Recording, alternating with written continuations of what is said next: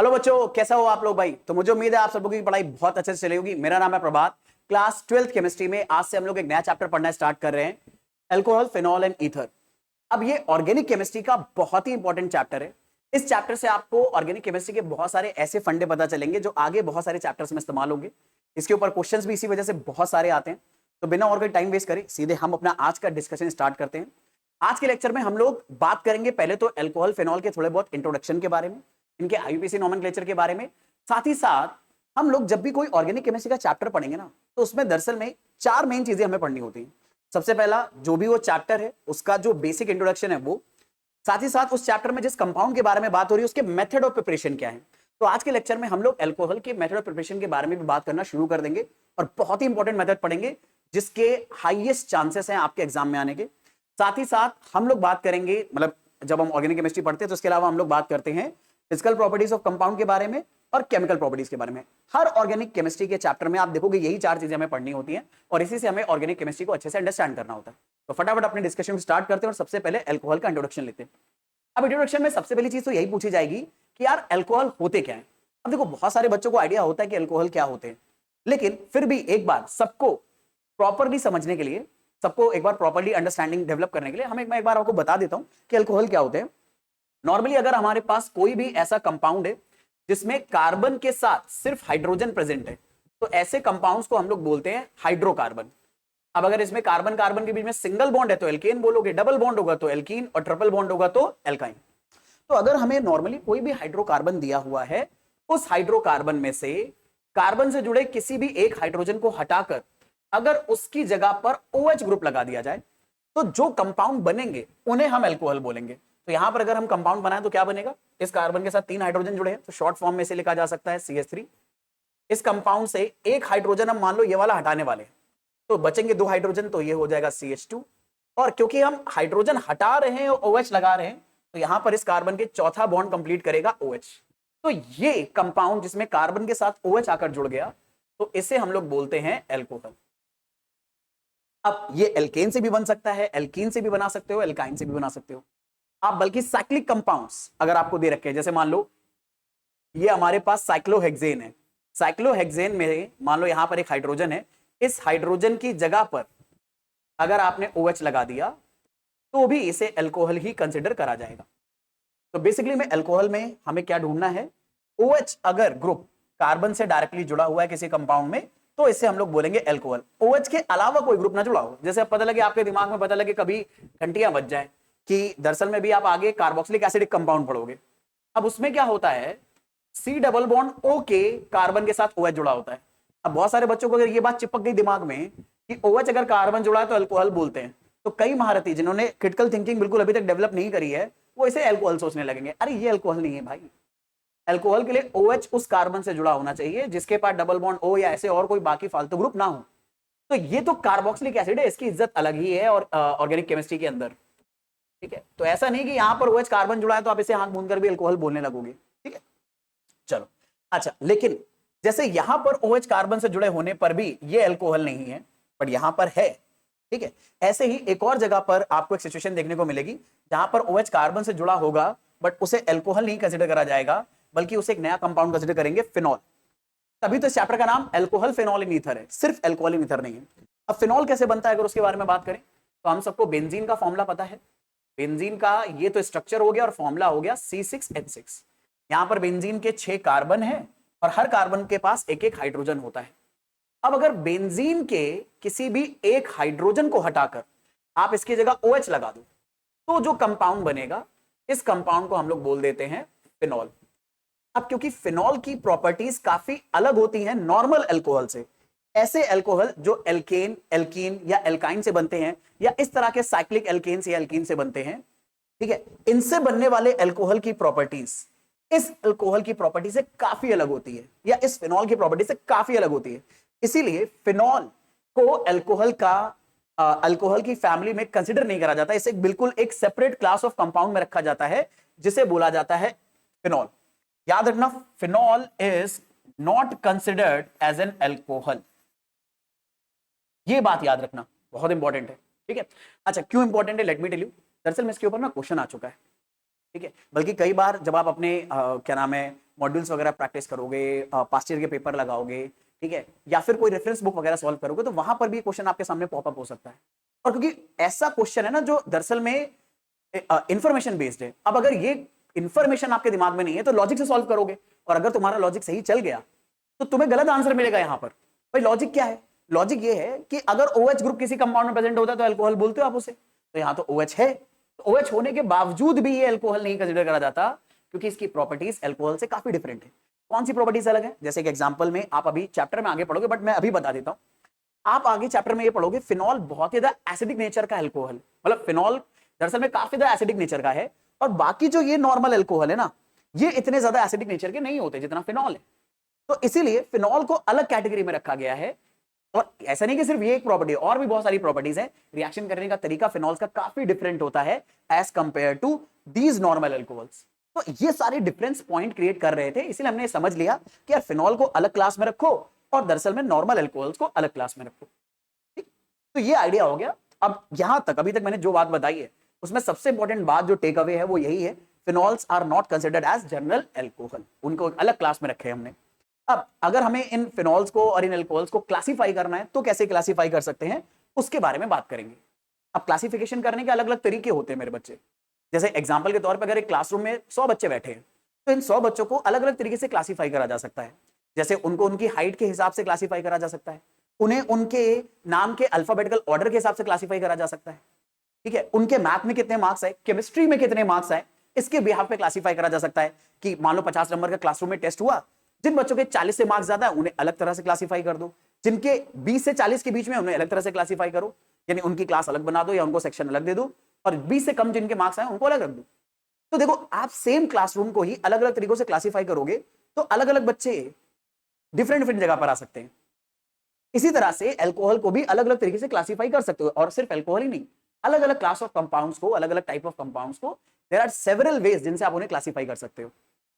अब यहां पर हम अल्कोहल का क्लासिफिकेशन दो मेजर तरीकों से पढ़ेंगे। पहला, अल्कोहल में OH ग्रुप कितने प्रेजेंट है कंपाउंड के अंदर उसके बिहाफ पर, और दूसरा अल्कोहल की डिग्री कितनी है। और अगर आपको डिग्री वर्ड याद आ गया हो, मतलब डिग्री के बिहाफ पर हम लोगों ने एल्किल हैलाइड्स को भी क्लासिफाई करा होता है, एमडी में श्योर आपने अभी तक पढ़ा होगा, नहीं पढ़ा है तो जाकर एल्किल हैलाइड्स वाले वीडियोस भी अच्छे से देख लेना। बट फटाफट अगर हम लोग अपनी बात को आगे बढ़ाएं तो पहले अल्कोहल का क्लासिफिकेशन करते हैं on the basis of number of OH group. अगर कंपाउंड में सिर्फ एक OH ग्रुप प्रेजेंट है, चाहे वो नॉर्मल अल्कोहल हो चाहे फिनॉल, इन दोनों को ही बोला जाएगा मोनोहाइड्रिक। मोनो का मतलब होता है वन और हाइड्रिक का मतलब है OH ग्रुप। हाइड्रोक्साइड से नाम आया है क्योंकि हाइड्रोक्साइड का मतलब होता है OH, वहीं से इसका नाम आया है। तो ये हो गया मेरे बच्चे मोनोहाइड्रिक अल्कोहल। तो यार डाइहाइड्रिक अपने आप समझ गए होगे आप कि डाइहाइड्रिक में क्या होगा, चाहे नॉर्मल अल्कोहल हो चाहे फिनॉल हो, अगर दो OH ग्रुप हैं तो हम इसे मानेंगे डाइहाइड्रिक अल्कोहल। ऐसे ट्राइहाइड्रिक में क्या होगा, चाहे नॉर्मल अल्कोहल हो चाहे बेंजीन में जुड़े हुए OH की वजह से बना हुआ एक हमारे पास फिनॉल का या उसका डेरिवेटिव हो, तो हम इसे मानेंगे ट्राइहाइड्रिक अल्कोहल। ये नाम, ये बातें याद रखना बहुत ज्यादा इंपॉर्टेंट है मेरे बच्चे। इसके ऊपर दरअसल में कई बार क्या नाम है, आप ये कह सकते हो कि रिएक्शंस में एक्सप्लेनेशन करते टाइम ये टर्म बहुत ज्यादा यूज आएंगे। तो याद रखना मोनोहाइड्रिक में एक ही अल्कोहल या एक ही OH ग्रुप होगा, डाइहाइड्रिक में दो, लेकिन डाइहाइड्रिक में दो अल्कोहल तो हैं पर वो कहां है ये पता नहीं है अपने को। मतलब जैसे एग्जांपल के तौर पे अगर मैं आपसे पूछूं कि क्या ये जो कंपाउंड मैं बोर्ड पर आपके सामने ड्रॉ कर रहा हूं ये डाइहाइड्रिक है, बिल्कुल डाइहाइड्रिक है क्योंकि इसमें दो OH है। लेकिन देखो डाइहाइड्रिक अल्कोहल होना ये बात तो हमें बता देता है कि ये कंपाउंड में दो OH ग्रुप हैं, लेकिन ये नहीं बता पाता वो OH ग्रुप लगे कहां होंगे। जैसे यहां पर देखो एक कार्बन छोड़कर ये दोनों OH ग्रुप लगे हुए हैं बेंजीन रिंग में, ठीक है, जबकि इस डाइहाइड्रिक अल्कोहल में OH अगल बगल वाले कार्बन पे लगे हुए हैं बिना किसी कार्बन का गैप आए हुए। तो मुझे उम्मीद है वाला पॉइंट पकड़ में आया आप लोगों को, पता नहीं बीच में अटक सा क्यों गया था यार। तो मुझे उम्मीद है ये डाइहाइड्रिक अल्कोहल वाली बात समझ में आ गई, ट्राइहाइड्रिक अल्कोहल वाली बात समझ में आ गई। अब आगे बात करते हैं, हम बात करते हैं 1 डिग्री 2 डिग्री और 3 डिग्री अल्कोहल के बारे में। ये कैसे आइडेंटिफाई करेंगे, तो आइडिया बहुत सिंपल होता है, मैं थोड़ा सा इसको जूम करके बताता हूं आपको। तो दरअसल में अगर अल्कोहल में OH जिस कार्बन पे जुड़ा है अगर वो डायरेक्टली 1 कार्बन से जुड़ा है, भाई हर कार्बन 4 बॉन्ड बनाता है, तो एक बॉन्ड तो इस कार्बन ने OH से बना लिया। अब अगर अपना ये एक बॉन्ड अगर कार्बन से बना रहा है तो ये 1 डिग्री अल्कोहल बोला जाएगा या प्राइमरी अल्कोहल बोला जाएगा। इसी के उल्टा अगर OH जिस कार्बन से जुड़ा है अगर इस कार्बन के बाकी बचे दो बॉन्ड दो कार्बन वाले ग्रुप से जुड़ जाएं तो आप इसे बोलोगे सेकेंडरी अल्कोहल या 2 डिग्री अल्कोहल। सिमिलरली OH जिस कार्बन से जुड़ा है, अगर वो कार्बन बाकी अपने तीनों बॉन्ड कार्बन से जोड़ ले, कार्बन के पीछे कौन सा ग्रुप है उससे कोई फर्क नहीं पड़ता, इस कार्बन के 3 बॉन्ड कार्बन से जुड़े होने चाहिए, तो इसे हम बोलेंगे 3 डिग्री अल्कोहल या टर्शियरी अल्कोहल। बाकी मैंने आपको बता दिया OH अगर बेंजीन से जुड़ा है तो ये कोई अल्कोहल नहीं है, ये फिनॉल है। इसमें ये मत सोचने लगना कि OH इस कार्बन से जुड़ा है, ये कार्बन 2 कार्बन से जुड़ा है तो ये 2 डिग्री अल्कोहल हुआ, नहीं मेरे भाई, ये सिर्फ फिनॉल माना जाएगा। ठीक है, अल्कोहल की डिग्री डिफाइन करने के लिए अल्कोहल OH जिस कार्बन से जुड़ा होना चाहिए ये sp3 हाइब्रिडाइज्ड होना चाहिए, यानी इस कार्बन के 4 बॉन्ड ओपन होने चाहिए, मतलब डबल बॉन्ड भी नहीं हो सकता, यहां पर 4 अलग अलग सिंगल बॉन्ड आएंगे, तभी आप इसे 1 डिग्री 2 डिग्री 3 डिग्री बोलकर थोड़ा मीनिंगफुल बातें बना सकते हो। 1 डिग्री अल्कोहल को प्राइमरी अल्कोहल भी बोल सकते हैं, 2 डिग्री को सेकेंडरी, और 3 डिग्री को हम टर्शियरी अल्कोहल भी बोल सकते हैं। ये बात पकड़ में आ गई। अब यहां पर एक थोड़ा सा लॉजिकल क्वेश्चन मैं पूछता हूं ताकि ये भी तो पता चले कि अरे भाई मेरे तुम्हें कुछ क्रिटिकल थिंकिंग करना आया है या नहीं। देखो, डेफिनेशन से कॉन्सेप्ट समझना बहुत ज्यादा जरूरी होता है, और ये समझने के लिए या ये चेक करने के लिए कि डेफिनेशन से कॉन्सेप्ट कितना समझ में आ गया, कभी कभी डेफिनेशन के तुरंत बाद एक छोटा मोटा क्वेश्चन कर लेना चाहिए। आप सभी को पता है मेरे बच्चे, ये कंपाउंड फिनॉल है, इस कंपाउंड की हम कोई डिग्री डिफाइन नहीं करते, ये 1 डिग्री 2 डिग्री 3 डिग्री अल्कोहल की कैटेगरी में नहीं आता। लेकिन अगर मैं आपसे पूछूं अब कि यार ये कंपाउंड कितने डिग्री का अल्कोहल है, तो क्या इसकी डिग्री डिफाइन कर सकते हैं या ये भी फिनॉल की तरह बिल्कुल डिफाइन नहीं कर सकते? तो अगर आपने मेरी बातों को ध्यान से सुना है तो शायद आपको पता चल गया होगा इसकी डिग्री कितनी होगी। फिनॉल की तरह ही दिख रहा है, बेंजीन में OH यहां पर लगा है, यहां पर भी बेंजीन है, OH है, तो क्या यहां पर इसकी कोई डिग्री है? तो अगर कोई सोच रहा है अच्छा ये तो फिनॉल की तरह दिख रहा है, नहीं होगी, अरे भाई गलत सोच रहे हो, इसकी डिग्री है।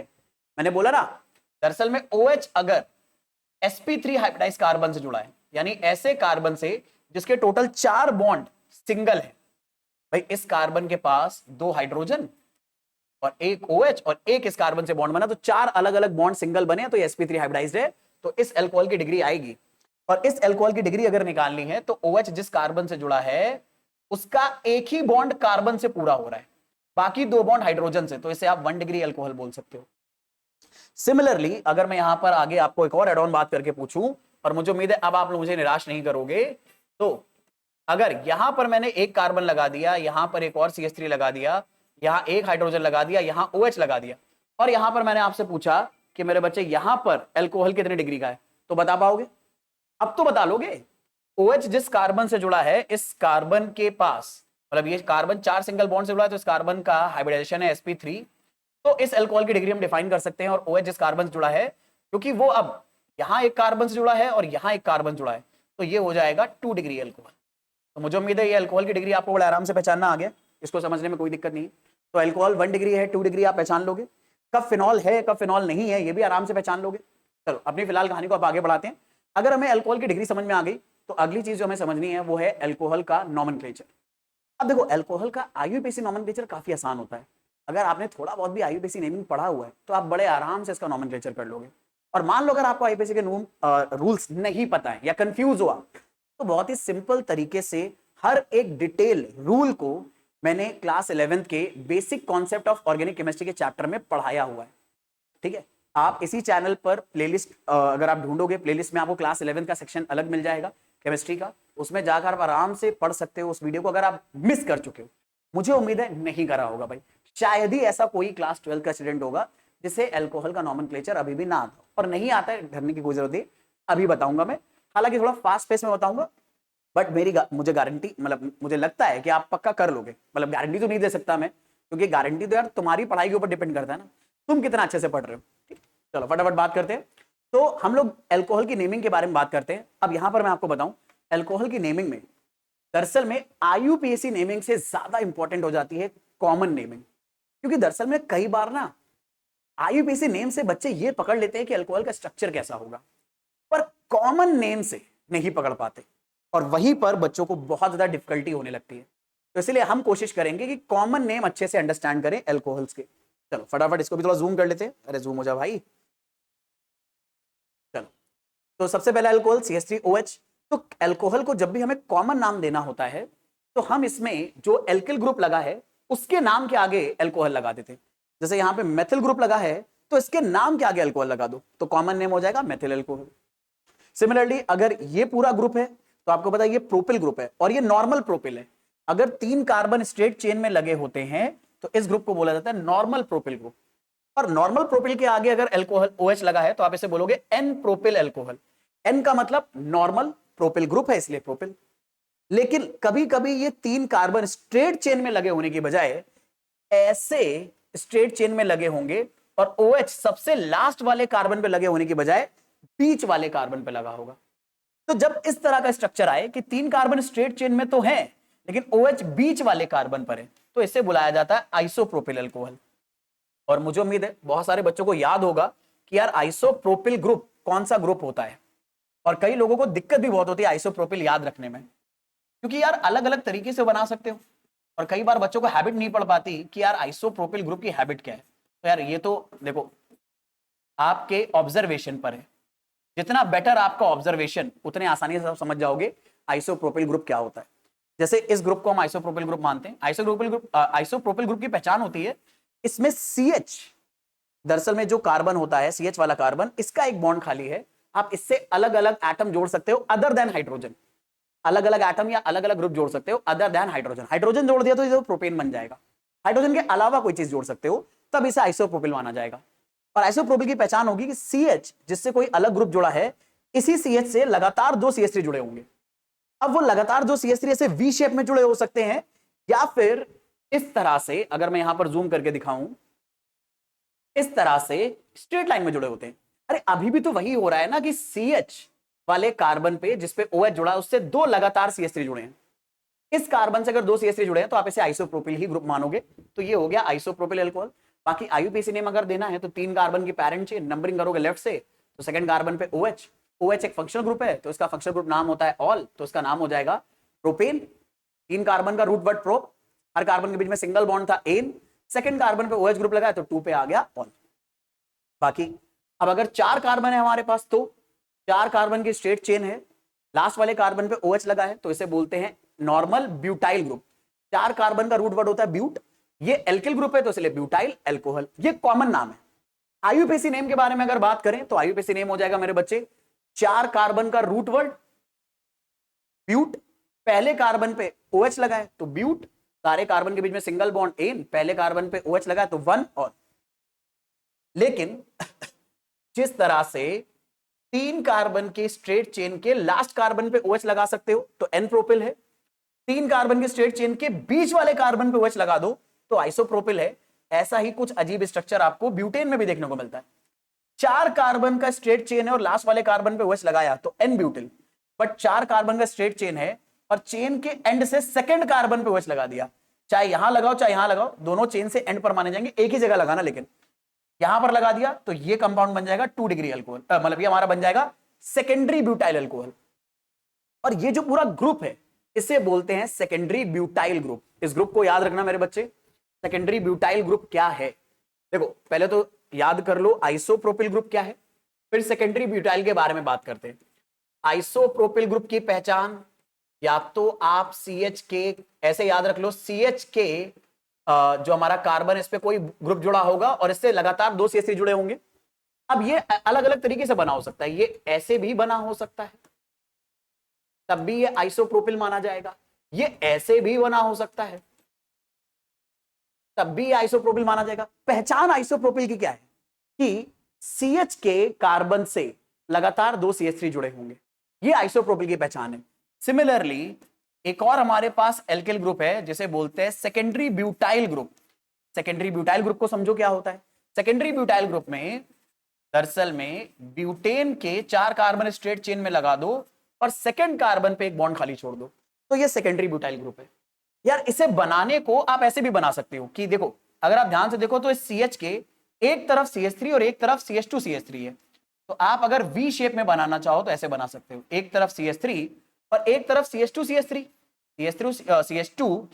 को आप C2H5 भी लिख सकते हो भाई, यहां पर 2 कार्बन 1 2 और 5 हाइड्रोजन 2 और 3, तो ऐसे भी लिख सकते हो C2H5। तो जैसे आइसोप्रोपिल की पहचान होती है कि CH वाले कार्बन के अगल बगल CH3 है, ऐसे ही सेकेंडरी ब्यूटाइल की पहचान होती है CH वाला कार्बन जिससे कोई ना कोई ग्रुप जुड़ा होगा, उससे एक तरफ CH3 और एक तरफ C2H5 जुड़ा है, तो ये सेकेंडरी ब्यूटाइल हो गया। सिमिलरली मेरे बच्चे हमारे पास एक और ग्रुप आएगा जिसे बोलते हैं टर्शियरी ब्यूटाइल। वाह क्या हैंडराइटिंग बनी है, टर्शियरी ब्यूटाइल। टर्शियरी ब्यूटाइल की पहचान क्या होगी, इसमें एक ही कार्बन पे 3 CH3 जुड़े होंगे। जैसे आइसो में क्या होता है, CH वाले कार्बन पे 2 CH3 होते हैं, यहां पर हाइड्रोजन हटाकर अगर एक और CH3 लगा दिया तो ये टर्शियरी ब्यूटाइल है। अब देखो आलसी लोग टर्शियरी ब्यूटाइल को पूरा नाम नहीं लिखते, वो इसे सिर्फ ऐसे लिखते हैं टर्ट ब्यूटाइल। अच्छा यहीं पर एक बात और मेंशन कर दूं मैं, जैसे मैं यहां पर बोल रहा था ना यार, इसे दरअसल में सेक ब्यूटाइल लिखा हुआ है, तो मैं तो ये बताने ही भूल गया, मैंने इसे पढ़ा सेकेंडरी और मैं तो भूल ही गया, बहुत सारे बच्चों को समझ नहीं आ रहा होगा सेक का मतलब क्या है। सेक दरअसल में सेकेंडरी ब्यूटाइल का शॉर्ट फॉर्म है। जैसे वहां पर टर्शियरी ब्यूटाइल को आलसी लोग कैसे लिख रहे हैं, टर्शियरी ब्यूटाइल को टर्ट ब्यूटाइल लिख रहे हैं, टर्शियरी का शॉर्ट लिख दिया टर्ट, ठीक है। ऐसे यहां पर सेकेंडरी ब्यूटाइल में सेकेंडरी का शॉर्ट लिख दिया सेक ब्यूटाइल, तो आप लिखा सेक ब्यूटाइल है, पढ़ोगे सेकेंडरी ब्यूटाइल। ऐसे यहां पर लिखा टर्ट ब्यूटाइल, आप पढ़ोगे टर्शियरी ब्यूटाइल। मुझे उम्मीद है वाला आइडिया पकड़ में आया। अब आगे बढ़ते हैं, अपनी कहानी को आगे बढ़ाते हैं। तो फटाफट अब देखो, हम लोगों ने सेकेंडरी अल्कोहल तो सेकेंडरी ब्यूटाइल अल्कोहल तो ढूंढ ही लिया, CH के एक तरफ CH3 एक तरफ C2H5, और जिस CH के बारे में बात हो रही है उस पर OH लगा है, तो इसका कॉमन नेम हो गया secondary butyl alcohol. IUPAC name यार, 4 कार्बन की पैरेंट चेन, नंबरिंग उस साइड से करो जहां से अल्कोहल पास में पड़े, तो ये नंबर 1, ये नंबर 2, ये नंबर 3, ये नंबर 4। अब OH ही इकलौता फंक्शनल ग्रुप है यहां पर, तो यहां पर 4 कार्बन का रूट वर्ड आएगा ब्यूट, चारों कार्बन के बीच में सिंगल बॉन्ड तो एन, सेकेंड कार्बन पे OH लगा है तो 2 पर ऑन। बाकी अगर हमारे पास इस तरह का कंपाउंड आ गया तो देखो CH, इससे 2 CH3 जुड़े हैं तो ये आइसो ग्रुप माना जाएगा। अब अगर 3 कार्बन होते तो प्रोपिल बोलते इसको, क्योंकि प्रोप के लिए 3 कार्बन होना जरूरी है, और यहां तो 4 कार्बन आ गए, तो अब इसे आइसो प्रोपिल नहीं, हम बोल देंगे आइसो ब्यूटिल, तो ये हो गया आइसो ब्यूटिल अल्कोहल।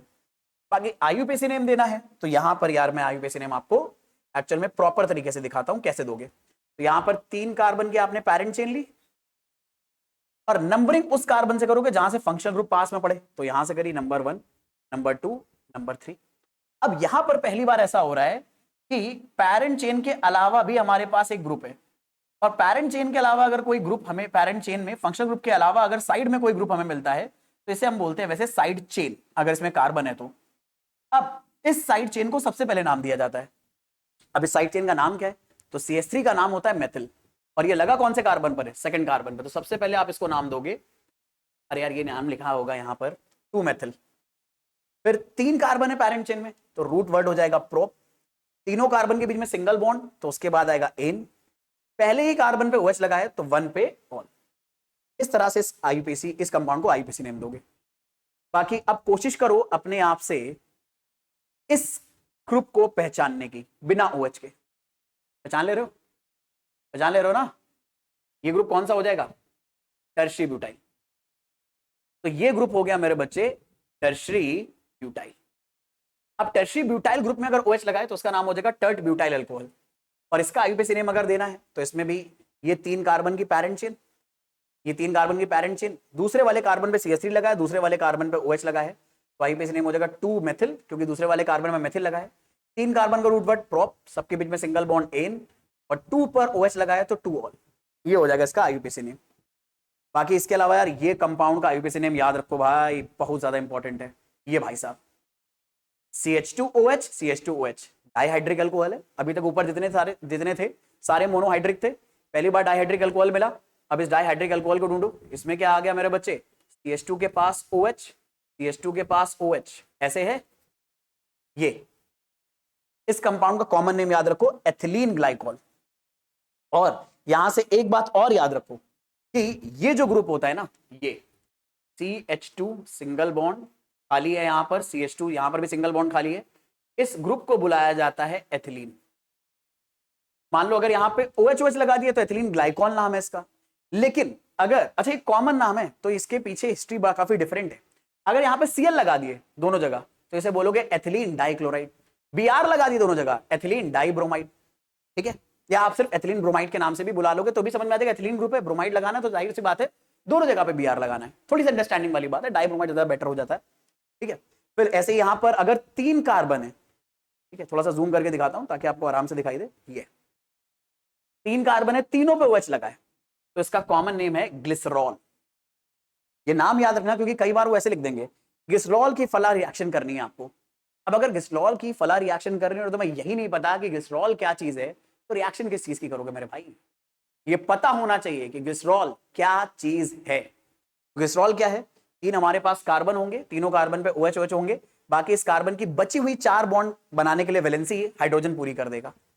बाकी इसका आईयूपीएसी नेम लिखोगे तो 3 कार्बन की पैरेंट चेन, तीनों पे OH लगा है, तो इसका आईयूपीएसी नेम हो जाएगा 3 कार्बन की पैरेंट चेन का रूट वर्ड प्रो, सबके बीच में सिंगल बॉन्ड तो एन, पहले दूसरे तीसरे तीनों कार्बन पे ऑल लगा है तो ट्राई ऑल वर्ड लिखोगे, मतलब OH लगा है तो ट्राई ऑल वर्ड लिखोगे। और एक इंपॉर्टेंट बात नोटिस करना, जब यहां पे ऑल लिखा हुआ है तो प्रोपेन की स्पेलिंग में ई नहीं लिखा है, जब यहां पर ट्राई ऑल लिखा है तो प्रोपेन की स्पेलिंग में ई लिखा हुआ है। तो क्या एनसीईआरटी में गड़बड़ हो गई, यहां पर ई लिखना वो भूल गए? तो ऐसा नहीं है, ये रूल है। अगर हमारे फंक्शनल ग्रुप का नाम वॉवेल से स्टार्ट होता है तो एन की स्पेलिंग का या इन की स्पेलिंग का या आइन की स्पेलिंग जो भी यहां पर आएगा एन इन आइन, उसका लास्ट वाला ई हटा देते हैं। ये ई कब हटा दोगे? ये वाला ई कब हटा दोगे? अगर इसके आगे फंक्शनल ग्रुप के नाम की स्टार्टिंग किसी वॉवेल से होगी। ओ एक वॉवेल है, वॉवेल तो पता ना 5 ही होते हैं। ऐसे यहां पर देखो, क्या यहां पर स्पेलिंग वॉवेल से स्टार्ट हो रही है फंक्शनल ग्रुप वाले पार्ट की? नहीं, ये तो एक कॉन्सोनेंट है। तो कॉन्सोनेंट से स्टार्ट हो रही है तो स्पेलिंग अगर कॉन्सोनेंट से स्टार्ट हो रही है तो नाम के आखिर में एन इन आइन जो भी आएगा रूट वर्ड के बाद उसका ई लिखा जाएगा। ऐसे यहां पे देखो डाई ऑल आया तो ई लिखा हुआ है, बाकी जितने में ऑल आ रहा है किसी में ई नहीं लिखा होगा। यहां पर भी ऑल आ रहा है ई नहीं लिखा, यहां पर भी ऑल आ रहा है ई नहीं लिखा, यहां पर भी ऑल आ रहा है ई नहीं लिखा, यहां पर भी ऑल आ रहा है ई नहीं लिखा। ये रूल पकड़ में आ गया। तो यहां पर नॉमेनक्लेचर मैंने आपको बता दिया। अरे चलो भाई, नॉमेनक्लेचर आपको बता दिया, मुझे उम्मीद है आइडिया पकड़ में आ गया होगा। तो मैंने जैसे बताया यार, यहां पर सबसे इंपॉर्टेंट है आपके लिए कॉमन नेम। जितना अच्छे से आपको कॉमन नेम आता होगा उतना आपके लिए बेटर है। फिलहाल अपनी कहानी को आगे बढ़ाते हैं। अभी तक हमने जितने भी कंपाउंड्स को नाम दिए सारे के सारे नॉर्मल एल्कोहल थे, कोई भी फिनॉल नहीं था। अब सवाल है फिनॉल वाले कंपाउंड्स के नाम क्या होंगे? तो यार मैं आईयूपीएसी नाम से ज्यादा इंटरेस्टेड हूं उनके कॉमन नाम में, ठीक है। तो अगर सिर्फ OH लगा हुआ है बेंजीन रिंग में तो इसका नाम तो फिनॉल है। अगर CH3 के साथ OH आ गया तो इसका कॉमन नेम है ऑर्थोक्रिसॉल। CH3 के ठीक बगल वाले कार्बन पे OH है या OH के ठीक बगल वाले कार्बन पे CH3 है, तो पहली बात तो सिर्फ CH3 OH आएगा तो ऐसे क्लास ऑफ कंपाउंड को बोलते हैं क्रिसॉल। ये दोनों एक दूसरे के अगल बगल है तो ऑर्थोक्रिसॉल, और ऑर्थो को शॉर्ट फॉर्म में लिख दिया O। एक कार्बन छोड़ के OH और CH3 अगर लगा है तो ये हो गए मेटाक्रिसॉल। मेटा को शॉर्ट फॉर्म में लिखते हैं M क्रिसॉल। और अगर यहां पर हमारे पास CH3 और OH जस्ट अपोजिट आ गए तो पैराक्रिसॉल। तो क्रिसॉल क्या होगा? क्रिसॉल में फिनॉल में OH के साथ CH3 ग्रुप और लगा होगा बेंजीन में। अब ये अगर अगल बगल लगे हैं तो ऑर्थोक्रिसॉल, अगर अल्टरनेट लगे हैं यानी बीच में कार्बन का गैप देकर लगे हैं तो मेटाक्रिसॉल, जस्ट अपोजिट लगे हैं तो पैराक्रिसॉल। बाकी अगर इनको आईयूपीएसी नेम देना है तो इनको आईयूपीएसी नेम हम फिनॉल के रिस्पेक्ट में ही दे सकते हैं। इस पूरे कंपाउंड का, अरे इस पूरे कंपाउंड का आप रूट वर्ड बना लो फिनॉल। अब OH जिस कार्बन से जुड़ा है उस कार्बन को नंबर 1 देते हुए आप मेथिल को पोजीशन दे दो नंबर 2। तो इस कंपाउंड का आईयूपीएसी नेम आपको अगर लिखना है तो ऐसे लिख सकते हो, इस सेकंड कार्बन पर मेथिल ग्रुप लगा है तो 2 मेथिल, बाकी इस पूरे कंपाउंड का नाम रख दो फिनॉल। यानी फिनॉल के OH के सेकंड कार्बन में मेथिल लगा दो। तो अगर 2 मेथिल फिनॉल बनाना है तो ऐसे तो बनाओगे, नाम से पता चल रहा है कि आपको क्या बनाना है, फिनॉल, और फिनॉल में OH के सेकंड कार्बन पर मेथिल लगा दो। लो यही स्ट्रक्चर आ गया। अब कोई ये कहेगा अरे सर आपने OH और CH3 को पलट दिया। अरे मेरे बच्चे, अगल बगल होना जरूरी है, चाहे अगल में CH3 हो चाहे बगल में OH, कोई अगल बगल होने चाहिए। इवन अगर मैं, क्योंकि ना मैं ये बात इसलिए बता रहा हूं, बच्चों को यही कॉमन सी बात ना कभी कभी डिस्टर्ब कर जाती है।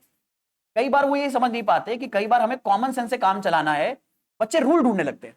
और मैं ऐसा इसलिए कॉन्फिडेंस से बोल सकता हूं क्योंकि मेरे से भी ये गलती होती थी। मैं ना ऑर्गेनिक केमिस्ट्री में रूल हमेशा ढूंढने की कोशिश करता था। मतलब ये डाउट मेरे अंदर आता था और मैं अपने टीचर से पूछता ही नहीं था यार। और सोचो कितना ज्यादा, मतलब कह सकते हो मैं नालायक टाइप का बच्चा था। नालायक कहना तो शायद सही शब्द नहीं होगा, या फिर ये मान लो टीचर से डरने वाली बात होना, या पता नहीं किसी वजह से मैं पूछता ही नहीं था, ठीक है, ना अपने टीचरों से ना अपने फ्रेंड से कभी कभी। और इसमें ही हमारा नुकसान होता है। इसीलिए मैं ऐसा मानता हूं मेरे बच्चे कि दरअसल में स्टूडेंट की लाइफ में उसको आगे बढ़ने में सबसे ज्यादा हेल्प करता है उसका डाउट पूछना। चाहे वो अपने फ्रेंड से पूछो, चाहे मतलब अच्छा फ्रेंड से मतलब ऐसे फ्रेंड जो डाउट बता पाए, जो आपको कंफ्यूज ना कर दें, ठीक है, या फिर अपने टीचर से पूछो, लेकिन डाउट जरूर डिस्कस करते रहिए। जब भी जरूरत पड़े आप हेल्प लेने से कभी मत हिचकिचाइए। हेल्प लेना दरअसल में एक ऐसा टूल है जो स्टूडेंट्स को बहुत आगे उनकी जर्नी में लेकर जाता है। जब भी आपको कोई चीज दिक्कत दे रही है जरूर अपने सीनियर्स के साथ, अपने टीचर्स के साथ, अपने मेंटर्स के साथ कंसल्ट करिए। आप रियलाइज करेंगे कि आप बहुत जल्दी चीजों को अंडरस्टैंड करने लग जाएंगे और जितनी भी दिक्कतें हो रही हैं उन दिक्कतों से आप ओवरकम कर पाएंगे। ये बहुत ज्यादा जरूरी है।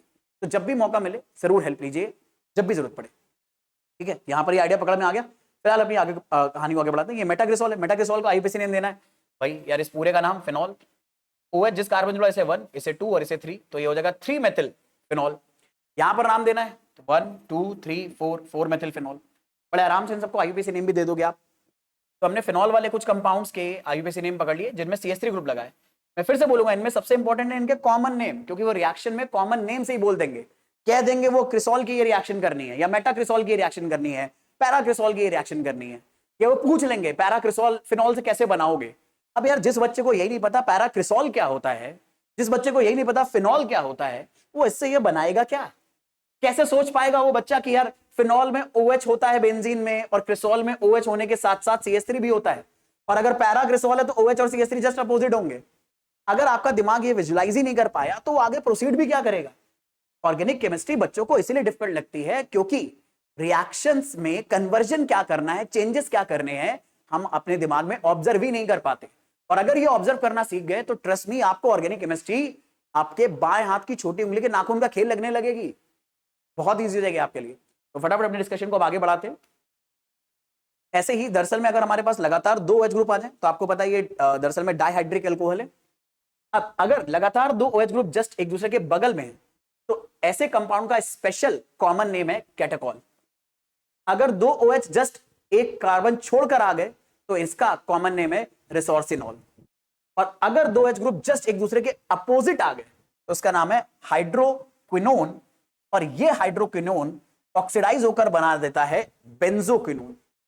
मतलब इसमें होगा क्या, जहां पर पैरा कार्बन पे OH OH लगे हैं वहां पर डबल बॉन्ड आ जाएगा और यहां पर डबल बॉन्ड आ जाएगा, बेंजोक्विनोन। फिनॉल में हम ये सीखेंगे भी कि इसे कैसे बनाया जाता है बेंजोक्विनोन को, बट वो कहानी अभी बाद में। इनके कॉमन नेम याद रखना, मुझे उम्मीद है ये आपको याद रहेंगे यार, कॉमन नेम भूलोगे नहीं। ठीक है, फिलहाल अब आ जाते हैं अपने मेन मुद्दे पर जो कि है, अब इंट्रोडक्शन खत्म, आईयूपीएसी नेम खत्म, कॉमन नेम खत्म, अब आ जाते हैं मेथड ऑफ प्रिपरेशन पे। एल्कोहल्स को कैसे बनाया जाता है। तो देखो जब भी कोई मेथड, जब भी आप किसी कंपाउंड के बारे में बात करो, उसके मेथड ऑफ प्रिपरेशन के बारे में, उसकी फिजिकल प्रॉपर्टीज के बारे में, उसके केमिकल प्रॉपर्टीज के बारे में, तो बहुत सेट पैटर्न में करो। और मैं आपको सेट पैटर्न में बताता हूं, इसी सेट पैटर्न को अपने दिमाग में बैठाने की कोशिश भी करना। सेट पैटर्न क्या है, अगर हम लोग मेथड ऑफ प्रिपरेशन के बारे में बात करेंगे तो पहले हम अलग अलग कंपाउंड पकड़ेंगे और इस कंपाउंड से अपना कंपाउंड बनाएंगे। जैसे हमें अभी अल्कोहल बनाना सीखना है तो हम बड़े स्पेशल अलग अलग कंपाउंड लेंगे, उन अलग अलग कंपाउंड की एक स्पेशल रिएक्शन करा के हम अल्कोहल बनाएंगे। तो आपको याद रखना है कि अल्कोहल बनाने के लिए हमने कौन कौन से स्पेशल कंपाउंड इस्तेमाल करे थे। ये अगर याद रहने लगा आपको, मैं आपको गारंटी दे रहा हूं ऑर्गेनिक केमिस्ट्री आपके बाएं हाथ के छोटी उंगली के नाखून का खेल हो जाएगी, बहुत ईजी हो जाएगी आपके लिए। चलो सबसे पहले हम लोग मेथड ऑफ प्रिपरेशन जो पढ़ने वाले हैं वो हम लोग पढ़ेंगे, अल्कोहल को बनाना सीखेंगे एल्कीन की हेल्प से।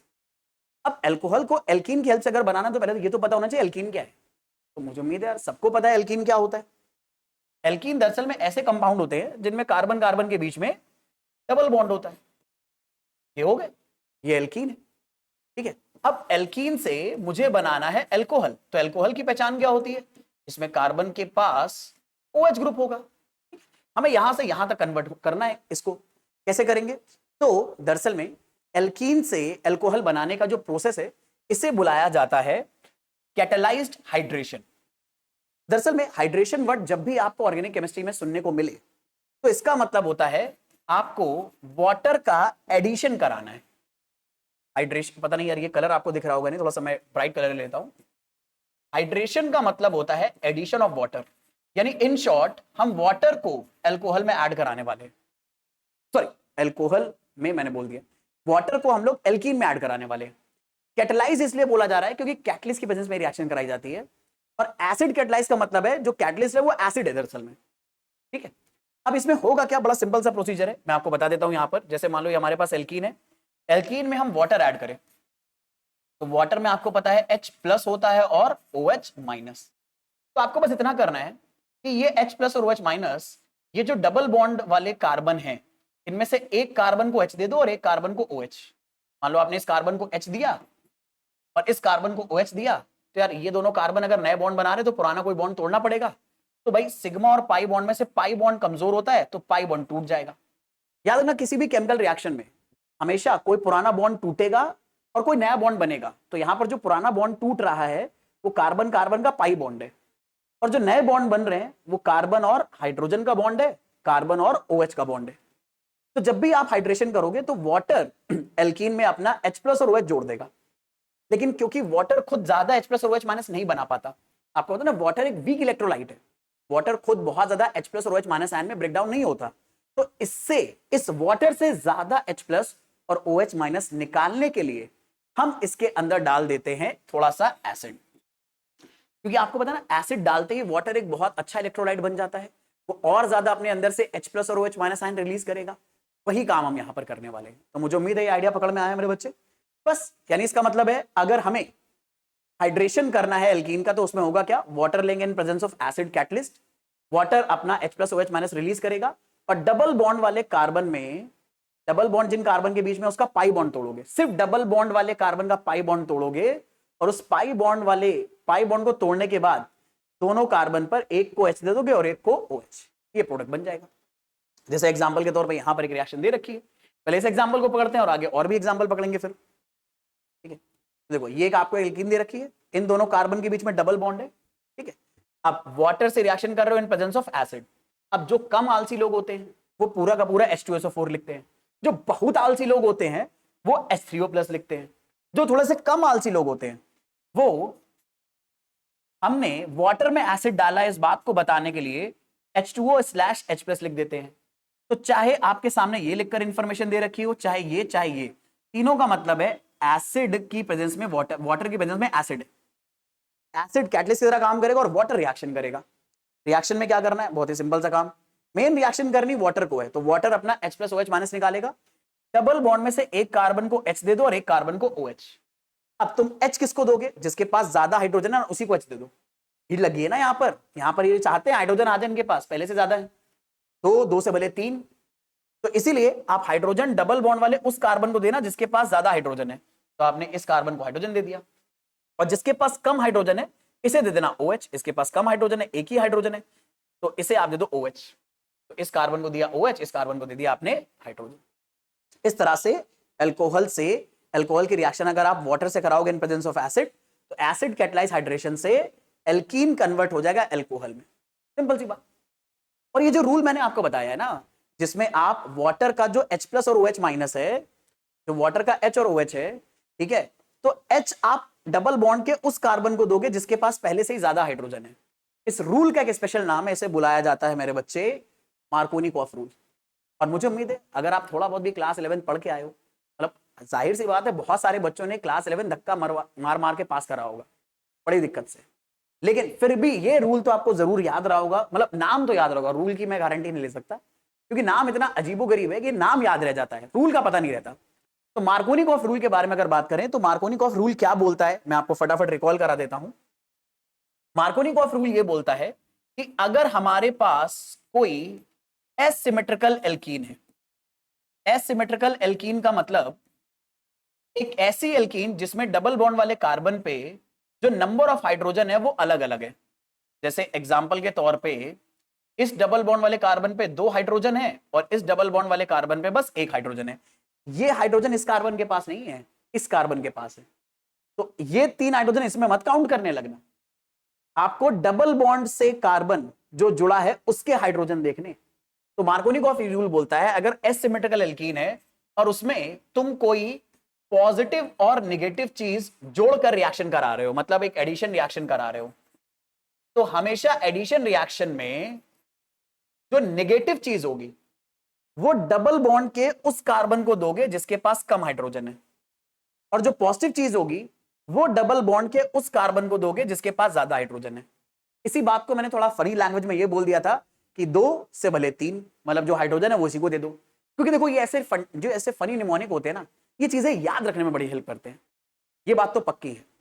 थोड़ा सा भी अगर आपका ब्रिलियंट माइंड, मतलब थोड़ा सा भी ऑब्जर्वेशन वाला माइंड होगा, तो ये निमोनिक रिएक्शंस और इंफॉर्मेशन रिटेन करने में आपकी बहुत हेल्प करते हैं।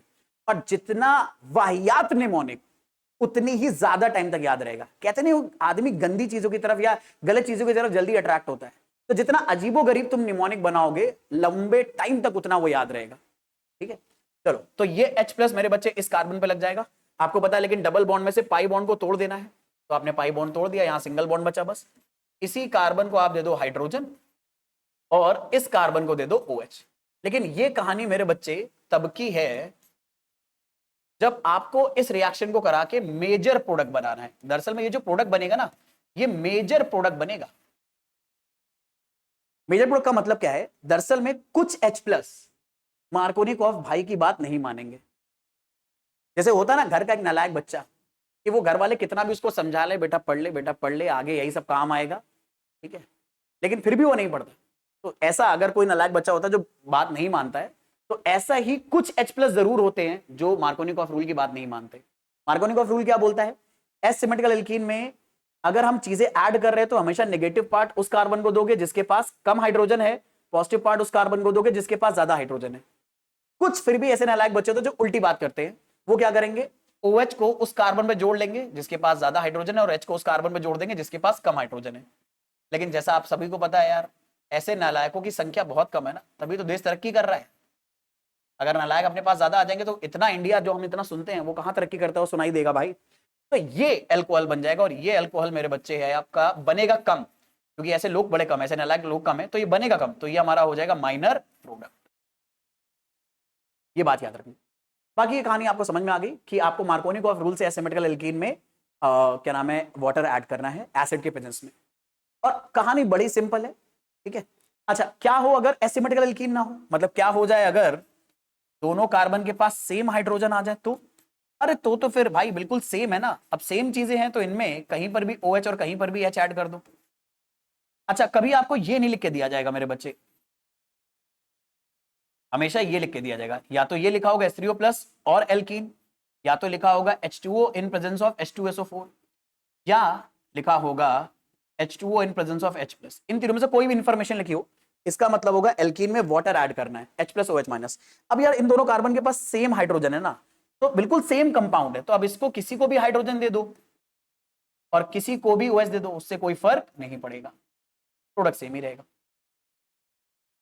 चले, तो मुझे उम्मीद है मार्कोनिकॉफ रूल भी पकड़ में आ गया आपको। मार्कोनिकॉफ रूल कैसे परफॉर्म करते हो एल्कीन में अल्कोहल बनाने के लिए, मेजर प्रोडक्ट कैसे ढूंढोगे।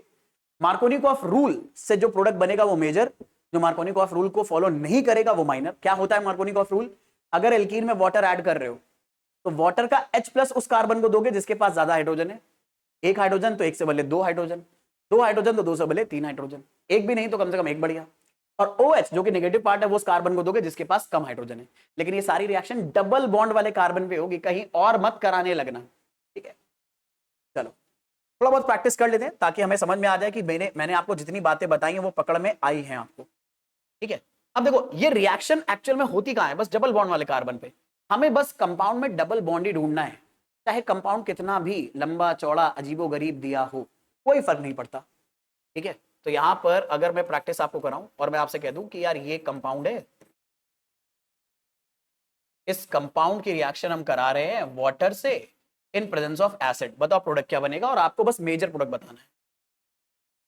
तो यार कई समझदार बच्चे समझ गए होंगे स्ट्रक्चर को देख के, क्या इसमें मेजर क्या माइनर, क्या तेरा क्या मेरा, ये तो सिमेट्रिकल एल्कीन है ना भाई। इसमें इस कार्बन से एक हाइड्रोजन, इस कार्बन से एक हाइड्रोजन, इस कार्बन पे एक CH3 एक CH3, ये तो सिमेट्रिकल एल्कीन है। और सिमेट्रिकल एल्कीन में दरअसल में आप किसी भी डबल बॉन्ड के कार्बन को H दे दो, किसी को भी OH, कोई फर्क नहीं पड़ेगा। मान लो इसे H दिया, इसे OH दिया, तो प्रोडक्ट बनेगा CH3। इसे आप अगर हाइड्रोजन दोगे तो इसके पास ऑलरेडी एक हाइड्रोजन है, एक हाइड्रोजन आप और दे दोगे, तो अगर आपने एक और हाइड्रोजन यहां पर दिया मेरे बच्चे, तो ये आ जाएगा CH2। डबल बॉन्ड का पाई बॉन्ड तोड़ना पड़ेगा, तो यहां पे बस सिंगल बॉन्ड बचेगा। इस कार्बन को आप दे रहे हो OH, यहां पर आ जाएगा मेरे बच्चे OH, और साथ में ये CH3, ये बन गया प्रोडक्ट। सिमेट्रिकल एल्कीन में सब ढूंढना बड़ा आसान है। मान लो अगर हमारे पास कोई एस सिमेट्रिकल एल्कीन आई, कुछ अजीबो गरीब मैंने आपको दे दिया स्ट्रक्चर,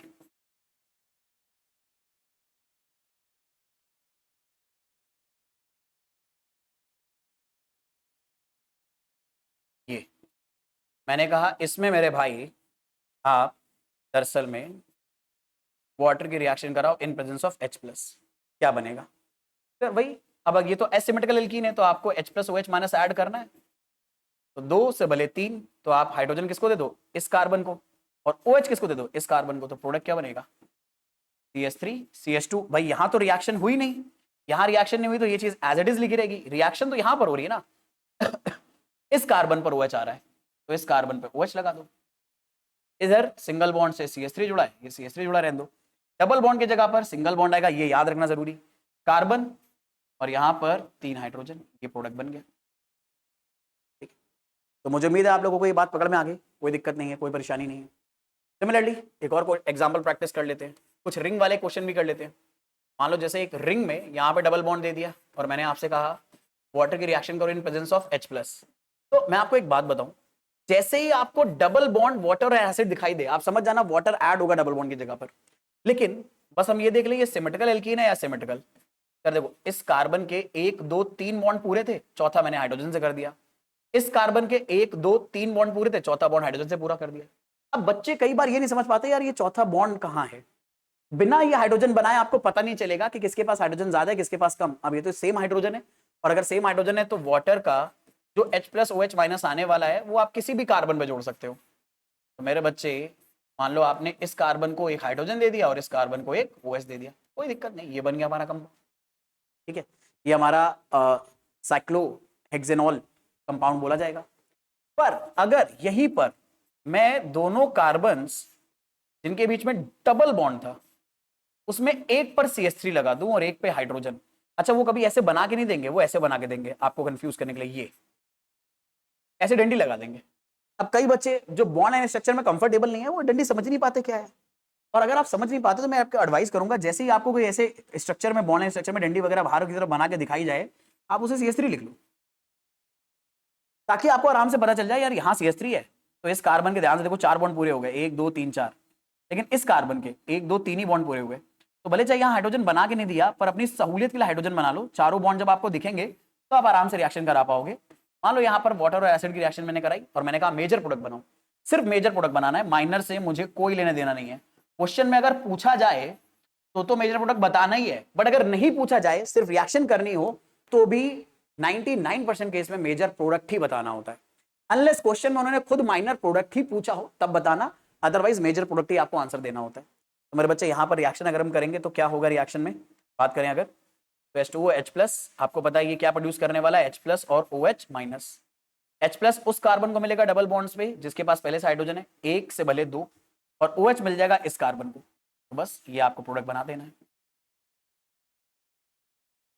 यहाँ पर OH और यहाँ पर 2 हाइड्रोजन, ये बन गया हमारा प्रोडक्ट। मुझे उम्मीद है ये आपको मार्कोनिकॉफ रूल याद रहेगा, एल्कीन में वाटर का एडिशन कैसे होता है ये याद रहेगा, और ये जरूर याद रहेगा एल्कीन में वाटर को एसिड के प्रेजेंस में ऐड करने पर अल्कोहल बनता है। तो अल्कोहल बनाने का प्रोसेस क्या होगा, एल्कीन में वाटर को एसिड के प्रेजेंस में ऐड करना, और एसिड एज कैटलिस्ट काम करता है, ये बस रिएक्शन के रेट को बढ़ाता है। ठीक है, चले अब यार एक सरदर्दी वाली बात, वो क्या है, एक मिनट मैं आपको बताता हूं। सरदर्दी वाली बात यह है कि इस रिएक्शन की मैकेनिज्म एनसीईआरटी में दे रखी है, और जिस रिएक्शन की मैकेनिज्म एनसीईआरटी में दे रखी है तो यार वो मैकेनिज्म तो अपने को पढ़नी ही पड़ेगी, क्योंकि उसके ऊपर पक्का क्वेश्चन हमारे बोर्ड एग्जाम में, कॉम्पिटिटिव एग्जाम में आएंगे ही आएंगे। आपको पता है कि भाई नीट के लिए तो एनसीईआरटी एक बहुत ही पवित्र किताब है, उनको तो ऐसा मतलब जाहिर सी बात है एनसीईआरटी से ही आपके सारे क्वेश्चन ऑलमोस्ट बनकर आते हैं, तो ये मैकेनिज्म पढ़नी पड़ेगी क्योंकि एनसीईआरटी में गिवन है। तो इसकी मैकेनिज्म के बारे में बात कर लेते हैं कि एसिड कैटलाइज हाइड्रेशन की मैकेनिज्म क्या है, और मैकेनिज्म को समझाने के लिए सबसे आसान रिएक्शन ले रहे हैं, सिमेट्रिकल एल्कीन हमने एथीन लिया, इसकी रिएक्शन एसिड से हम करा रहे हैं, मतलब वाटर से करा रहे हैं इन प्रेजेंस ऑफ एसिड, और मैंने आपको बताया था water in presence of acid को हम लोग क्या लिख सकते हैं, H3O प्लस, तो ये H3O प्लस लिखा है। आपको पता है सिमेट्रिकल एल्कीन है तो किसी भी कार्बन को OH दे दो, किसी भी कार्बन को हाइड्रोजन, तो इस कार्बन के पास 2 हाइड्रोजन थे, हमने इसको एक हाइड्रोजन दे दिया, CH3 हो गया। इस कार्बन के पास 2 हाइड्रोजन थे, इसे OH दे दिया, ये CH2OH हो गया। डबल बॉन्ड की जगह पर सिर्फ सिंगल बॉन्ड आ जाएगा। अब हमें इसकी मैकेनिज्म समझनी है, हमें यह समझना है कि दरअसल में यहां पर रिएक्शन हुई कैसे और क्या वाकई में जो एसिड है वो कैटलिस्ट की तरह काम कर रहा है। क्योंकि आपको पता होगा अगर कोई भी चीज कैटलिस्ट की तरह काम करती है तो वो रिएक्शन में ना तो खत्म होती है ना ही बनती है, मतलब उसका अमाउंट अनचेंज रहता है। तो क्या हमने जो एसिड इस्तेमाल करा है क्या वाकई में उसका अमाउंट अनचेंज है, ये हमें समझना है। तो ये मैकेनिज्म के स्टेप है और भाई देखने में डरावने लगेंगे। तो अगर एक बात बताऊं, अगर एज अ होल आप इसे देखोगे तो बहुत डरावने लगेंगे। जैसे एग्जांपल के तौर पे बीजीएमआई में अगर मान लो आपको पता है यार तुम्हारी सारी टीम में लोग ढेर हो गए हैं बट सामने वाली टीम के 5 बंदे बचे हैं, तो अगर तुम ऐसे सोचोगे यार 5 बंदे बचे तो तुम्हें यही लगेगा यार हारने के मेरे चांस ज्यादा हैं। लेकिन अगर तुम ऐसा सोचते हो या कई बार तुमने करा भी होगा उन 5 बंदों को ढेर, और कैसे करा होगा, एक के बाद एक के बाद एक के बाद एक को मारते गए होगे। तो अगर आप बस ये सोच लो कि यार 5 बंदे ढेर करने हैं तो बड़ा मुश्किल हो जाएगा। लेकिन अगर ऐसे सोचो कि यार मुझे बस एक एक बंदे को एलिमिनेट करना है तो बड़े आराम से कर ले जाओगे। ये बात मैं क्यों बता रहा हूं, क्योंकि अगर तुम्हें ये स्टेप देख के डर लग गया तो भाई इकट्ठा देख रहे हो इसलिए डर लग रहा है, अगर एक एक करके एक एक स्टेप समझोगे तो तुम्हें डर नहीं लगेगा। ठीक है, ये साइकोलॉजिकली भी फैक्ट है और दरअसल में आपको बहुत आसानी से समझने में भी हेल्प करता है। और ये तो करना ही होता है यार, एक ही स्टेप में थोड़ी देखना होता है। वो तो मैंने एक जगह पर सारे ले लिए हैं आपके लिए, मैं तो खुद लिखता तो एक एक करके लिखता ना। फटाफट देखते हैं। तो अब रिएक्शन कैसे होगी। H3O+ का ये स्ट्रक्चर होता है मेरे बच्चे, O 3 हाइड्रोजन और हाइड्रोजन ऑक्सीजन कभी भी 3 बॉन्ड अगर बनाता है तो उसके ऊपर फॉर्मल चार्ज आता है प्लस। लेकिन भले चाहे यहां पर ऑक्सीजन के ऊपर फॉर्मल चार्ज प्लस है, लेकिन इससे भी ज्यादा पॉजिटिव चार्ज हाइड्रोजन के ऊपर होता है, क्योंकि ऑक्सीजन इतना इलेक्ट्रोनेगेटिव एटम है कि यह हाइड्रोजन के इलेक्ट्रॉन्स को अपने पास बुला लेता है और इस चक्कर में हाइड्रोजन के ऊपर बहुत ज्यादा पार्शियल पॉजिटिव चार्ज आ जाता है। और एल्कीन के जो पाई इलेक्ट्रॉन है ना, भाई पाई इलेक्ट्रॉन नाम से पता चल रहा है ये इलेक्ट्रॉन है तो ये चीज इलेक्ट्रॉन रिच है, तो पाई इलेक्ट्रॉन रिच होती है। तो ये एल्कीन के पाई इलेक्ट्रॉन अटैक कर जाते हैं H3O+ के एसिडिक हाइड्रोजन पर। और जब भी केमिकल रिएक्शन में दो चीजें या दो स्पीशीज एक दूसरे के ऊपर अटैक करें तो बेसिकली में इनके बीच में बॉन्ड बनता है। यानी हमें एल्कीन के कार्बन और हाइड्रोजन के बीच में बॉन्ड बनाना है। बट यार एल्कीन में तो 2 कार्बन है, हाइड्रोजन तो एक ही है, बॉन्ड कौन बनाएगा। तो सिमेट्रिकल एल्कीन में तुम किसी को भी हाइड्रोजन दे सकते हो। मान लो तुमने लेफ्ट वाले कार्बन को हाइड्रोजन दे दिया तो भी चलेगा, तुमने राइट वाले कार्बन को हाइड्रोजन दे दिया तो भी चलेगा। तो हमने लेफ्ट वाले कार्बन को हाइड्रोजन दिया है, यानी ये हाइड्रोजन एक्चुअल में किसको मिलने वाला है, लेफ्ट वाले कार्बन को। लेकिन अगर ये कार्बन एक नया बॉन्ड बनाएगा तो इसे एक पुराना बॉन्ड तोड़ना पड़ेगा। और क्योंकि यहां पर पाई बॉन्ड तोड़ना आसान है तो ये पाई बॉन्ड तोड़ लेगा मेरे बच्चे। और अगर पाई बॉन्ड तोड़ लिया, देखो इस हाइड्रोजन के साथ बॉन्ड बनाने के लिए इस कार्बन के पास इलेक्ट्रॉन आने भी तो चाहिए, तो ये पाई इलेक्ट्रॉन्स ना अपने पास बुला लेता है। और इस पाई बॉन्ड को बनाने में तो इस कार्बन का भी एक इलेक्ट्रॉन लगा होगा। आप सबको ये बात तो याद होगी मेरे बच्चे, जब भी दो एटम के बीच में अगर बॉन्ड बनता है तो ये बॉन्ड दरअसल में दोनों एटम के इलेक्ट्रॉन की शेयरिंग से बनता है। और अगर ये दोनों इलेक्ट्रॉन एक ही एटम अपने पास बुला लेगा तो दूसरे एटम का इलेक्ट्रॉन भी तो उसके पास आ गया। तो इस एटम का इलेक्ट्रॉन अगर इधर चला गया तो इस एटम के ऊपर चार्ज पॉजिटिव हो जाएगा ना, क्योंकि इसका इलेक्ट्रॉन कहीं और चला गया। तो ऐसे ही मेरे बच्चे अगर ये हाइड्रोजन हम इस कार्बन से जोड़ दें तो इस कार्बन के ऊपर पॉजिटिव चार्ज आ जाएगा, ये आपको दिखा।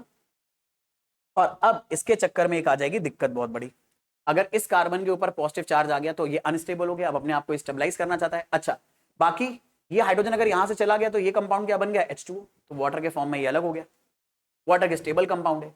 अब ये कार्बोकेटायन कैसे रिएक्शन करेगा, अरे यार तो इस कार्बन के ऊपर पॉजिटिव चार्ज आ गया और हम क्योंकि रिएक्शन में पानी ले रहे थे, ठीक है, और एसिड तो बस एज कैटलिस्ट काम कर रहा था, तो यानी एसिड बहुत कम रहा होगा और पानी बहुत ज्यादा, यानी H3O+ बहुत कम रहा होगा और H2O ज्यादा। तो अब कोई ना कोई H2O तो ऐसा होगा जिसके ऑक्सीजन का लोन पेयर अट्रैक्ट हो जाएगा इस कार्बन के पॉजिटिव चार्ज को देखकर। भाई ये पॉजिटिव चार्ज, लोन पेयर में इलेक्ट्रॉन होते हैं, तो इलेक्ट्रॉन नेगेटिव चार्ज, कार्बन पे पॉजिटिव चार्ज, इसे हम लोग बोलते हैं कार्बोकेटायन। तो इस कार्बोकेटायन के ऊपर ये ऑक्सीजन बड़े आराम से अटैक कर जाएगा। जैसे ऑक्सीजन अटैक करेगा इस कार्बन से तो एक नया बॉन्ड बनेगा। अच्छा, इस केस में क्योंकि इस कार्बन का ऑलरेडी एक बॉन्ड इनकम्प्लीट है तो यहां कोई बॉन्ड टूटेगा नहीं, क्योंकि यहां तो इस कार्बन का बॉन्ड ही इनकम्प्लीट है यार, तो ये बॉन्ड कंप्लीट करने के लिए बॉन्ड बना रहा है। तो ये ऑक्सीजन जाकर इस कार्बन से जुड़ जाएगा। लेकिन जब ऑक्सीजन कार्बन से जुड़ेगा तो इस ऑक्सीजन के 3 बॉन्ड हो जाएंगे, 2 तो हाइड्रोजन के साथ और एक कार्बन के साथ। इस चक्कर में ये ऑक्सीजन अनस्टेबल हो गया। अब अपने आप को स्टेबल करने के लिए ये अपने एक हाइड्रोजन की बलि चढ़ाएगा, क्योंकि ये हाइड्रोजन बहुत पॉजिटिव है।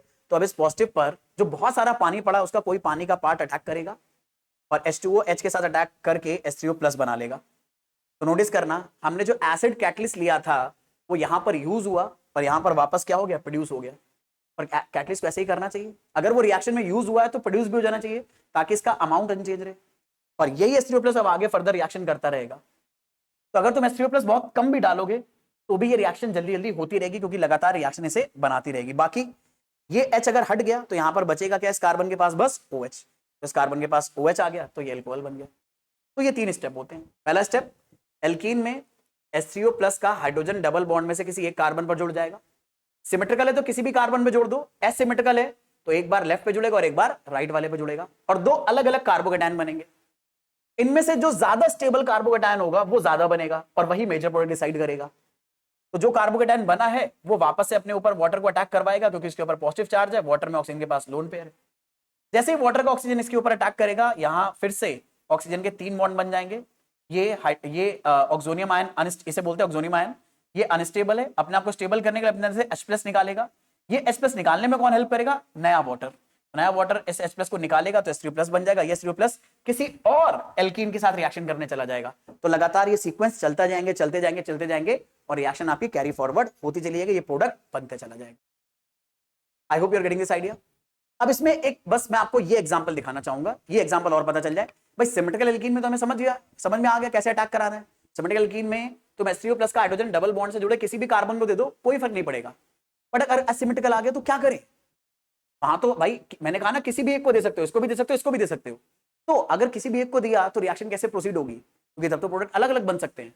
तो उसके बारे में अगर बात करें तो उसके लिए इस मैकेनिज्म को डिस्कस कर लेते हैं कि अगर मैं आपसे कहूं कि प्रोपीन और water in presence of acid की मैकेनिज्म बताओ, तो एल्कीन दिखाई दिया, वाटर दिखाई दिया, एसिड दिखाई दिया, आपको पता है एल्कीन में वाटर ऐड करना है, तो प्रोपीन का फॉर्मूला है ये। अब इसमें आपको H2O in presence of H2SO4 reaction करानी है, बल्कि इसकी मैकेनिज्म बतानी है। यार मुझे उम्मीद है ये तो आपको पता है मेजर प्रोडक्ट कैसे डिसाइड करोगे, मार्कोनिकॉफ रूल से। क्या करोगे, दरअसल में H2O का हाइड्रोजन, ठीक है, H2O आपको प्रोड्यूस करके देगा H+ और OH-। आप क्या करोगे, H+ उस कार्बन को दे दोगे जिसके पास ज्यादा हाइड्रोजन है और OH उस कार्बन को जिसके पास कम।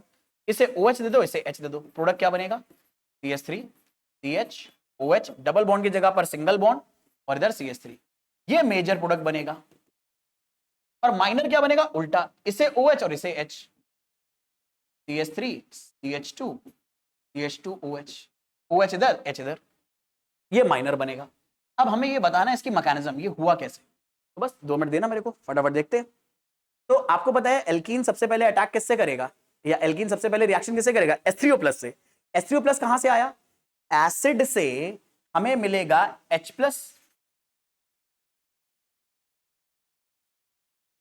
एसिड से हमें मिलेगा H+, और वाटर के पास बहुत सारे ऑक्सीजन के पास लोन पेयर हैं, तो वाटर का ऑक्सीजन का लोन पेयर H+ के साथ कंबाइन होकर बनाएगा H3O+। ये रिएक्शन में आगे प्रोसीड करेगा, कैसे करेगा वो 2 मिनट के अंदर देख लेते हैं। बहुत ही सिंपल सी रिएक्शन है। जैसे मान लो मेरे बच्चे, ये हमारे पास एल्कीन है, ये प्रोपीन दे रखा था। अब प्रोपीन की रिएक्शन हमें H3O+ से करानी है। अब आपको पता है H3O+ का ये हाइड्रोजन इन दोनों में से किसी भी एक कार्बन को मिल सकता है। अब या तो 1 को मिले या 2 को मिले। तो एक बार एक काम करते हैं, फर्स्ट कार्बन पे अटैक कराते हैं और एक बार सेकंड कार्बन पे, मतलब एक बार H देते हैं फर्स्ट कार्बन को। तो एक बात याद रखना, हाइड्रोजन जिस कार्बन के पास जाएगा, इलेक्ट्रोमैग्नेटिक इफेक्ट की वजह से इलेक्ट्रॉन भी उसी कार्बन के पास आएंगे। भाई इस कार्बन को अगर हाइड्रोजन के साथ बॉन्ड बनाना है तो इस इलेक्ट्रॉन चाहिए, तो ये पाई इलेक्ट्रॉन इधर माइग्रेट कर जाएंगे, और अगर पाई इलेक्ट्रॉन इधर आए तो इस कार्बन पे पॉजिटिव चार्ज आएगा। यानी इन शॉर्ट, आप जिस कार्बन को हाइड्रोजन दोगे H3O+ का, उसके बगल वाले डबल बॉन्ड वाले कार्बन पर पॉजिटिव चार्ज आएगा। यानी अगर आपने फर्स्ट कार्बन को हाइड्रोजन दिया, ठीक है, यानी मैं यहां पर बोल रहा हूं, ये 1C लिखने का मेरा मतलब है, मैं ये बोल रहा हूं कि हम लोग फर्स्ट कार्बन को हाइड्रोजन दे रहे हैं। फर्स्ट कार्बन को अगर हाइड्रोजन दिया तो इसे हाइड्रोजन मिलेगा, इसके ऊपर पॉजिटिव चार्ज आएगा और ये कार्बोकेटायन बनेगा। इस CH2 के पास आ गया CH3, इस कार्बन के ऊपर आ गया पॉजिटिव चार्ज। और अगर आपने इस हाइड्रोजन को सेकंड कार्बन को दिया, यानी इसे दिया, तो इलेक्ट्रॉन इधर जाएंगे और पॉजिटिव चार्ज इस कार्बन पे आएगा। तो ये CH3, इसने तो रिएक्शन करी ही नहीं, इस CH के पास क्या आ जाएगा, एक और हाइड्रोजन, ये बन गया CH2, और इस डबल बॉन्ड की जगह पर सिंगल बॉन्ड और इस CH2 के ऊपर पॉजिटिव चार्ज। तो बेसिकली में कहानी का सार ये निकला, अगर हमारे पास एक एसिमेट्रिकल एल्कीन है और अगर वाटर से रिएक्शन कराओगे तो H इन दोनों डबल बॉन्ड में से किसी भी कार्बन को मिलेगा। जिस भी कार्बन को H दोगे उसके बगल वाले पर पॉजिटिव चार्ज आएगा। पहले कार्बन को H दिया तो बगल वाले कार्बन पे पॉजिटिव आ गया, दूसरे वाले कार्बन को H दिया तो पहले वाले कार्बन पॉजिटिव आ गया, तो दो अलग अलग कार्बोकैटायन बनेंगे। अब दरअसल में यही दो अलग कार्बोकैटायन का बनना मेजर और माइनर प्रोडक्ट बताता है। दरअसल में ये 2 डिग्री कार्बोकैटायन है और 2 डिग्री कार्बोकैटायन ज्यादा स्टेबल होते हैं, इसीलिए ये ज्यादा बनते हैं, क्योंकि हर रिएक्शन चाहती है स्टेबल चीजों को बनाना। तो 2 डिग्री कार्बोकैटायन स्टेबल होते हैं, इसीलिए मेजर बनता है। ये 1 डिग्री कार्बोकैटायन है, क्योंकि इसमें जिस कार्बन पे पॉजिटिव चार्ज है वो एक ही कार्बन जुड़ा है, इसमें जिस कार्बन के ऊपर पॉजिटिव चार्ज है वो 2 कार्बन जुड़ा है, तो ये 1 डिग्री कार्बोकैटायन हुआ। और 1 डिग्री कार्बोकैटायन लेस स्टेबल है, और लेस स्टेबल होने की वजह से ये माइनर बनते हैं। तो इनकी वजह से मेजर प्रोडक्ट बनेगा, इनकी वजह से माइनर। हमें तो मेजर से मतलब है, तो मेजर से अगर मतलब है तो इसकी रिएक्शन आगे प्रोसीड करा देते हैं। तो इस कार्बन के ऊपर जहां पॉजिटिव चार्ज है, आपको पता है इसके ऊपर अटैक कौन करेगा? H2O, ऑक्सीजन इसके ऊपर अटैक करेगा, तो प्रोडक्ट बनेगा CH3CH। अब देखो यहां ऊपर जगह नहीं है, तो मैं ऑक्सीजन को नीचे बना दे रहा हूं, ठीक है। वाटर के ऑक्सीजन को नीचे बना दिया, वाटर के ऑक्सीजन के पास दरअसल में क्या आ गया? एक पॉजिटिव चार्ज, क्योंकि ऑक्सीजन कभी भी अगर कंपाउंड में 3 बॉन्ड बनाएगा तो उसके ऊपर पार्शियल पॉजिटिव चार्ज आएगा, और इसकी वजह से ये अनस्टेबल है। तो अपने आप को स्टेबल बनाने के लिए मेरे बच्चे, इसे एक हाइड्रोजन की बलि चढ़ानी है लेकिन ये हाइड्रोजन हटेगा कैसे? तो हमें इस मॉलिक्यूल में से हाइड्रोजन हटाना है, तो ये मॉलिक्यूल वापस बना लेते हैं।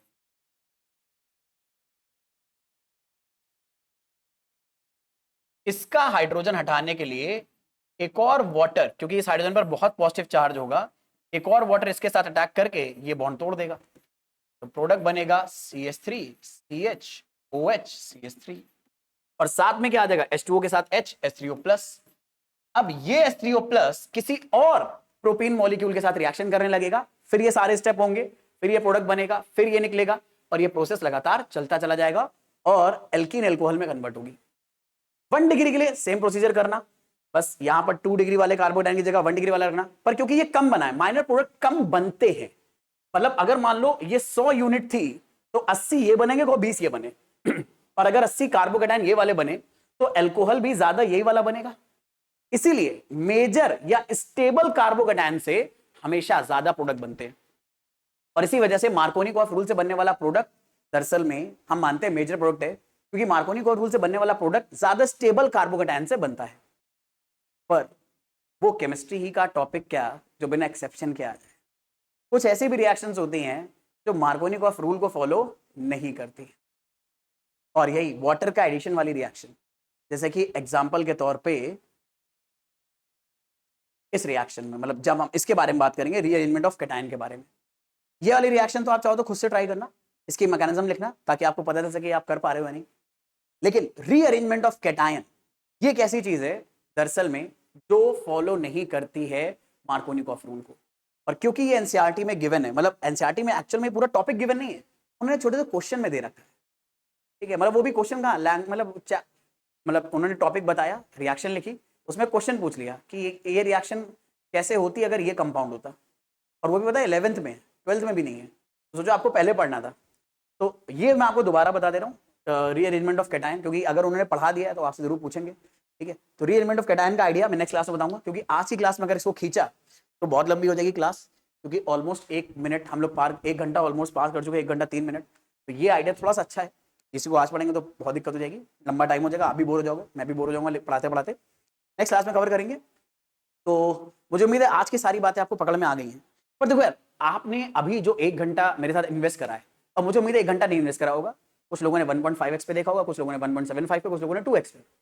जितना भी आपने टाइम पर देखा हो उससे कोई फर्क नहीं पड़ता, इंपॉर्टेंट है ये सारी चीजें जो आपने सीखी हैं ये आपके तब काम आएंगी जब आपके दिमाग में रिटेन हो, और रिटेन आपके दिमाग में तब होगा जब आप अभी वीडियो बंद ना करो, ठीक है, बल्कि वीडियो पॉज करो और एक बार 5 मिनट के अंदर सारे कॉन्सेप्ट रिकॉल करो। मैं बता दे रहा हूं कौन कौन से कॉन्सेप्ट रिकॉल करने। सबसे पहले monohydric alcohol, dihydric alcohol, trihydric alcohol क्या होते हैं, 1 डिग्री 2 डिग्री 3 डिग्री अल्कोहल क्या होते हैं, आइसोप्रोपिल ग्रुप क्या है, आइसोब्यूटिल क्या है, secondary butyl, normal butyl, tertiary butyl group क्या होते हैं, ये याद करो। जो हम लोगों ने फिनॉल और उनके डेरिवेटिव के कॉमन नाम रटे हैं, कॉमन नाम पढ़े हैं, वो रिकॉल करने की कोशिश करो। यानी मैं जो बात बोलता जा रहा हूं ना, वीडियो पॉज करो उस टाइम पर और एक बार रिकॉल करो, तब जाकर ये सारी चीजें आपके दिमाग में बैठेंगी। देखो मैं आपको एक बात बताऊं यार, यूट्यूब पे इस टाइम पे ना बहुत सारे फैंटाबुलस टीचर पढ़ा रहे हैं, बहुत सारे, लेकिन आप नोटिस करो जो अच्छे बच्चे हैं वो उसका यूटिलाइजेशन करके ना बहुत अच्छे होते जा रहे हैं एक्चुअल में। लेकिन जो जनरल ऑडियंस है, जैसे मैं भी बहुत ही एवरेज बच्चा था, अब मैं हमेशा ये सोचता था यार मैं पीछे क्यों रह जा रहा हूं। तो जब मैं टीचर बना तो मैंने रियलाइज करा कि मैं स्टूडेंट लाइफ में पीछे क्यों था, क्योंकि बहुत सारे बच्चों का इंटेलेक्ट बहुत अच्छा होता है लेकिन उनकी रिटेंशन पावर बहुत वीक होती है। और ज्यादा टीचर आपको बस ये बोलते रहेंगे यार मेहनत करो ये करो वो करो, लेकिन वो ये बताते नहीं कि एक्चुअल मेहनत कहाँ करनी है। जब मैं टीचर बना तो मुझे रियलाइज हो कि ज्यादातर हमारा फोकस दरअसल में रिटेंशन पे नहीं होता। हमने जो लर्निंग करी है अगर वो हमारे दिमाग में रिटेन हुई तो यार दिमाग में अगर इंफॉर्मेशन होगी तो वो उसको प्रोसेस जरूर कर लेगा। अगर तुम्हारे कंप्यूटर में कोई वीडियो गेम पड़ा है तो तुम उसे चला ही लोगे मेरे भाई, कोई मूवी पड़ी है तो वो चलेगी, भले से करप्ट बस करप्ट ना हो। इसी तरह से अगर तुम्हारे दिमाग में कोई इन्फॉर्मेशन है तो तुम्हारा दिमाग इतना तो ट्रेंड हो चुका है इवॉल्व होते होते कि वो उसको यूटिलाइज कर पाएगा, लेकिन उसके जरूरी है दिमाग में वो इन्फॉर्मेशन हो, क्रिटिकल थिंकिंग हो। तो ये टॉपिक रिवाइज करो वीडियो पॉज करते करते। फिर उसके बाद ये देखो मेथड ऑफ प्रिपरेशन हम लोगों ने अल्कोहल का कैसे पढ़ा था, एक ही पढ़ा है। हमें एल्कीन में वाटर ऐड करना है और अल्कोहल बनाना है। मार्कोनिकॉफ रूल याद करो, ठीक है, साथ ही साथ मैकेनिज्म के स्टेप रिकॉल करो। तो ये सारी चीजें अभी 5-7 मिनट आपको लगेगा, ज्यादा टाइम नहीं लगेगा, बताने में बहुत टाइम लगता है। अब तो इन्फॉर्मेशन तुम्हारे दिमाग में है तो अब बड़े आराम से रिकॉल कर पाओगे, रिकॉल करके ही वीडियो बंद करना। बाकी मुझे उम्मीद है आज आपको बहुत सारी चीजें समझ में आई होंगी। तो अगर आपको चीजें पकड़ में आई हैं तो अप्रिशिएशन शो करने के लिए वीडियो को लाइक जरूर कर देना मेरे भाई। तो इससे मुझे बहुत मतलब कह सकते हो मोटिवेशन मिलता है कि आपको मैं जो बातें बता रहा हूँ वो आप तक जा रही हैं, आपको यूटिलाइज कर आप उनको यूटिलाइज कर पा रहे हो। और चाहे 4-5-10 लोग भी उसको लाइक करेंगे तो मुझे बहुत अच्छा लगेगा। ठीक है, तो आज इतना ही रखेंगे मेरे बच्चे, मिलेंगे इस क्लास में, तब तक के लिए जम के पढ़ाई करते रहो, रिविजन करते रहो। जो भी डाउट्स आते रहे मुझ तक कोशिश करो आप अप्रोच कर पाओ डाउट डिस्कस करने के लिए, तो हम पूरी कोशिश करूंगा आपके सारे डाउट रिजॉल्व हो। मिलेंगे इस क्लास में, तब तक के लिए भाई जम के पढ़ाई करते रहना, मिलेंगे नेक्स्ट, ठीक है, see you in the next class, bye everyone, take a very good care of yourself.